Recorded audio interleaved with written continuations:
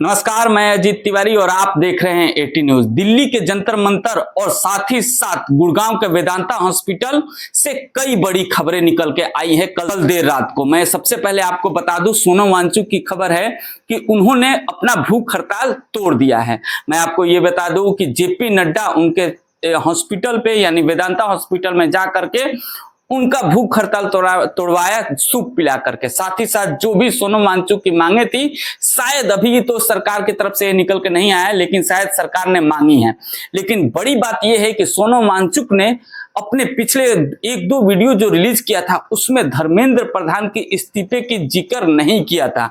तो क्या अब सोनम वांगचुक धर्मेंद्र प्रधान के इस्तीफे वाली बात से हट करके जो उनका मुद्दा था कि पार्लियामेंट में इसका चर्चा हो, जो लोग लड़के जो छात्र नीट पेपर लीक के वजह से हम अपना आत्महत्या किए हैं उनको मुआवजा दिया जाए, और भी कई सारे एक दो मांगे थी, क्या उसी मांगों को लेकर के वो जो केंद्रीय मंत्री जेपी नड्डा है वो मान गए हैं, या फिर क्या जेपी नड्डा से धर्मेंद्र प्रधान के इस्तीफे की भी मांग रखी है सोनम वांगचुक ने? ये अभी साफ नहीं हो पाया है। लेकिन क्लियर कट अब ये हो चुका है कि सोनम वांगचुक का 25 दिन का भूख हड़ताल खत्म हो चुका है। अब आते हैं हम सीधे जंतर मंतर पे। क्या है छात्रों का रिएक्शन इस पे, और क्या है कांग्रेस जनता पार्टी के फाउंडर और उनके कार्यकर्ताओं का रिएक्शन? तो मैं आपको बता दूं कि सोनम वांगचुक के भूख हड़ताल खत्म होने के बाद में सीजेपी के जो कार्यकर्ता हैं उन्होंने बयान दिया है और उन्होंने खुशी जाहिर करते हुए ये कहा है कि हम खुश हैं कि सोनम वांगचुक सर ने अपना भूख हड़ताल खत्म कर दिया है, क्योंकि दिन प्रतिदिन उनका तबियत खराब होते जा रहा था, उनकी वजन 11 किलो से ज्यादा कम हो चुका था, और जैसा पिछले 2 दिनों से हमारी बातें हो रही थी, कहा यही जा रहा था कि वो और भी ज्यादा कमजोर होते जा रहे हैं, जिसके बाद अब उन्होंने अपना भूख हड़ताल तोड़ करके काफी अच्छा किया है, इससे हमें सुकून भी मिलेगा। लेकिन एक चीज और उन्होंने साफ साफ बता दिया है कि भूख हड़ताल तोड़ने से ये आंदोलन खत्म नहीं होगा, क्योंकि ये जो आंदोलन है वो साफ साफ है कि हमारी 3 मांगे हैं। पहली मांगे कि धर्मेंद्र प्रधान इस्तीफा दे, दूसरी मांगे कि जो भी छात्र आत्महत्या किए हैं उनको 1-1 करोड़ का मुआवजा दिया जाए, और तीसरी मांगे जो लाठीचार्ज हुआ है उसके ऊपर में कार्रवाई हो और उस पर फैसला लिया जाए। और ये जब तक 3 मांगे पूरी नहीं होती है तब तक छात्र और हम जंतर मंतर से हटने वाले नहीं हैं। सोनम सर ने एक लेटर इशू किया है और उसमें उन्होंने बोला है कि सरकार को 3-4 चीजें माननी पड़ेगी। मुझे ऐसा लगता है सोनम सर ने जो 25 दिन का अनशन किया था वो जाया नहीं जाना चाहिए। बच्चों ने जो लाठियां खाई है वो जाया नहीं जानी चाहिए। सोनम सर ने अपनी जान दांव पर लगा दी थी। 25 दिन तक भूखे थे सोनम सर, कैसे हम भूल सकते हैं ये सब?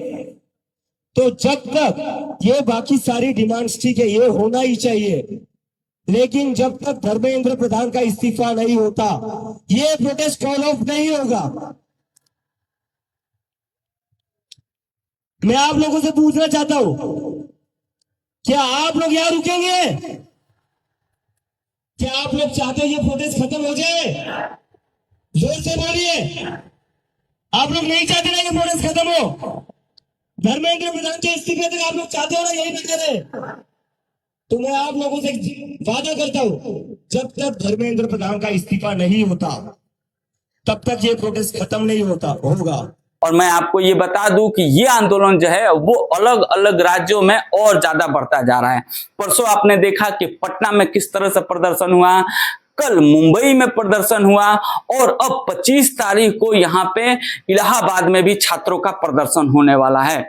तो ये छात्रों का और सीजेपी का साफ साफ कहना ये है कि जब तक हमारी मांगे पूरी नहीं होती है तब तक हम यहां से हटने वाले नहीं हैं। सोनम वांगचुक सर ने भले ही भूख हड़ताल तोड़ा है, लेकिन हमारी मांगे जब तक पूरी नहीं होती तब तक ये आंदोलन खत्म होने वाला नहीं है। पे देर रात नरेंद्र मोदी ने भी एक वीडियो जारी करके अपना संदेश लोगों के सामने रखा।